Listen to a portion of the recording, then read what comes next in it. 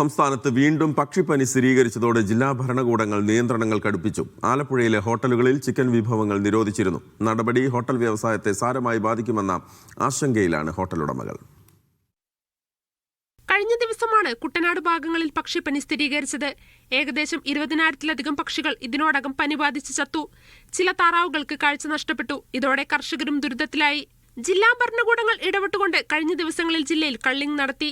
ശനിയാഴ്ച ദിവസത്തെ കണക്ക് പ്രകാരം ഏകദേശം 24,309 പക്ഷികളെ കള്ളിങ്ങിലൂടെ ഇല്ലാതാക്കിയത്. ഇതിനുശേഷമാണ് കഴിഞ്ഞ ദിവസം ഭക്ഷ്യവകുപ്പ് പുതിയ നടപടിയുമായി രംഗത്ത് വന്നത്. ഹോട്ടലുകളിൽ ചിക്കൻ വിഭവങ്ങൾക്ക് നിയന്ത്രണം ഏർപ്പെടുത്തിയായിരുന്നു നടപടി. ഇന്ന് രാവിലെ ഫ്രഷായിട്ട് വന്ന ചിക്കനാണത്.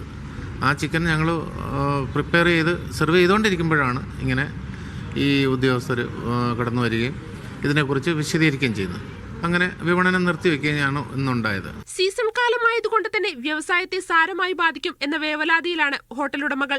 ജില്ലാ ഭരണകൂടത്തിന്റെ ഈ നടപടിയിൽ പ്രതിഷേധിച്ചുകൊണ്ട് 30-ാം തീയതി മുതൽ ഹോട്ടലുകൾ പൂട്ടിയിട്ട് ഉടമകൾ പ്രതിഷേധിക്കും. വിഷയത്തിൽ ജില്ലാ കളക്ടറുമായി ഇന്ന് ചർച്ച നടത്തുമെന്ന് ഹോട്ടൽ ആൻഡ് റെസ്റ്റോറന്റ് അസോസിയേഷൻ ഭാരവാഹികൾ അറിയിച്ചു. മീഡിയ 1 ആലപ്പുഴ.